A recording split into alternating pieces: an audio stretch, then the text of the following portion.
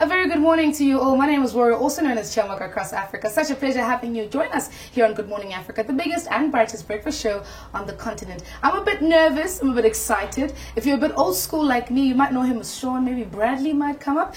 Mostly right now, everybody knows him as Tino, but he goes by the name of Clint. How are you? I'm very well, thank you. Also, such an awesome pleasure having you in studio with us this morning. Thank you very much. Now, a lot of people know you as an actor. Yes. But I want us to kind of dive into the you that a lot of people don't quite know and will be, you know, as time goes on, introduced to. Tell us a little bit about yourself. Well, you know, a lot of people when they meet me, they're like, "Oh, so how's Brelock? You know, what are you like?" I think people just want to get a sense of what you're about. I'm an easygoing guy. I've been blessed to work in the entertainment industry for as long as I have. It's been 14 years for me now. Wow. Yeah. Hey. Yeah, exactly. It's been a minute. You're one of those people now. Like, yeah, I've been in the industry for over a decade. You know, exactly. I'll just drop stuff like that from now on. Well, I'm an actor. I'm a musician, Muay Thai enthusiast. I'm a producer, singer, songwriter, humanitarian, billionaire, playboy, philanthropist. Oh, excuse us. Yeah, we can close this interview right now. We can go home. All right, let's speak a little bit about the music now. A lot of, you know, growing up, I watched you on screens as an actor. And then, spit there, you know, we hear that you're into the music. You produce, you write, you're pretty much in it. When did the music start for you? Well, the music basically started the same time the acting started for me, you know. I remember the first role I had was in the nativity play when I was a kid, you know. I wasn't Joseph though, because Joseph was, you know, they chose the color kids with the straight hair. So I had this bushy afro. They're like, no, we'll put him in the back, put him in the back. So at the age of 4, I had my first role. But the thing is, I've always done music and acting at the same time, from primary school straight through to high school. It's just that, like, acting was the first window of opportunity that opened up for me. And as time progressed, you know, I wasn't as confident within music as I was, like I am now, you know. So for me, the acting thing happened first. How important is that? Because I think a lot of times people have a talent and a gifting and just jump into it. Is there like a sort of timing for it? Like, do you feel if you would have started with the music a little bit earlier on, you wouldn't be producing and taking out what you are currently doing? I used to think so. I used to think that, you know, the earlier you start with everything, the better your outcome would be when the older you get. But I also figured out, like, I've got a couple of friends who only started playing an instrument by the age of 28. And when they hit 30, like within 2 years, these guys were phenomenal. They were like masters in music because they were ready to grasp all of the information. They were ready to absorb all the information and, you know, and put it out there. So for me, I just think it's, you know, God's timing, everything happening at its given time, as long as you invest in it and as long as you're able to believe in it and give into it, you know what I'm saying? So for me, music and acting, same time it happened. Now I just feel like, and I'm also a guy that's driven by challenges, you know. At that point in time for me, like where I came from, when I said I wanted to be on TV, people were like, "Are you crazy?" You know, that doesn't, it's not going to happen. There's no infrastructure. There's no possibility of you doing that, you know. And I was fortunate enough to get opportunities to just open the door for me where I could go out and grab it, you know. And now it's the same thing for me with the music thing. The music I've actually been consistently pushing for the last 10 years. Wow. I've been behind the scenes producing stuff. I've been working with people like Euphonic, Notendes, Flubber from Squatter Camp, Proverb, you name it, like Musa Manzini, a jazz bassist. I co-wrote 2 songs for him in his latest album. I've worked with Jonathan Butler, Brian McKnight's musical director.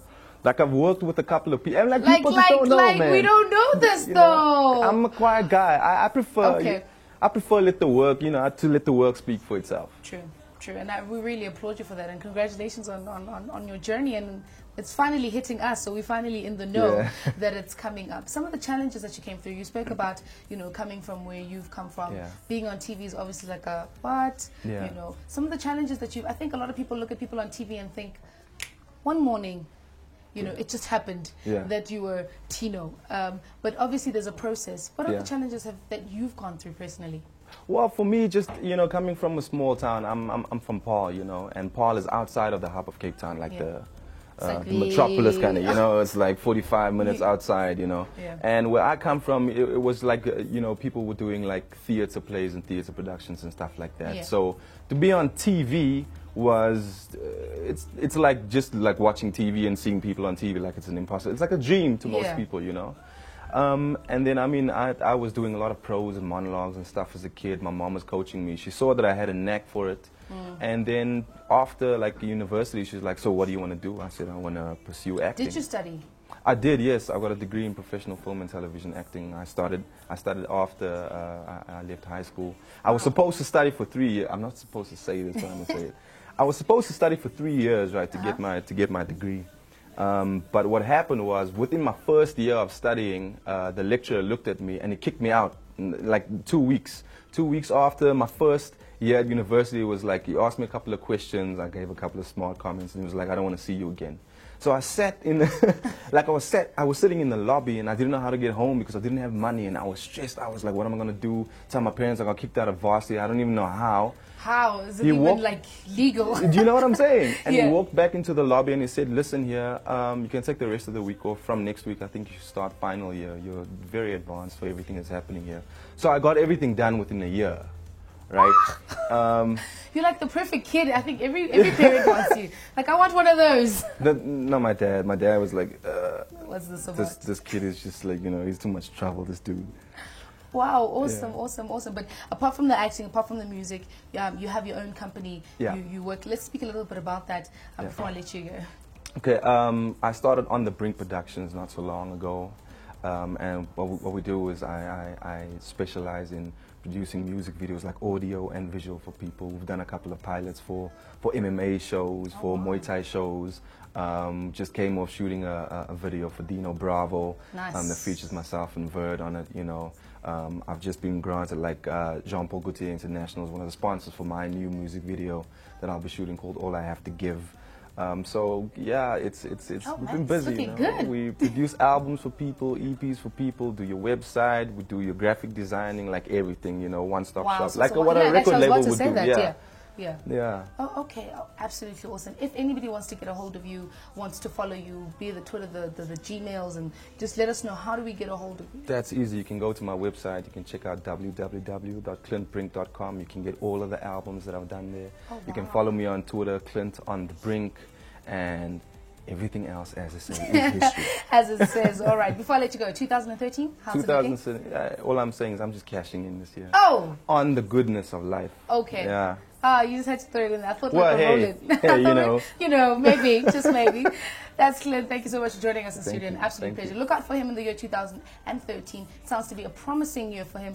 And we do wish you all the best in your another 14, maybe more years in entertainment and keeping it real with us. We're looking forward to the video, looking forward to the music. But unfortunately, that is all the time we have for this morning. Do follow him and make sure that you get to his website and find out all you need to find out about him. But we've got to love and leave you. See you later. But here's the rest of the lineup.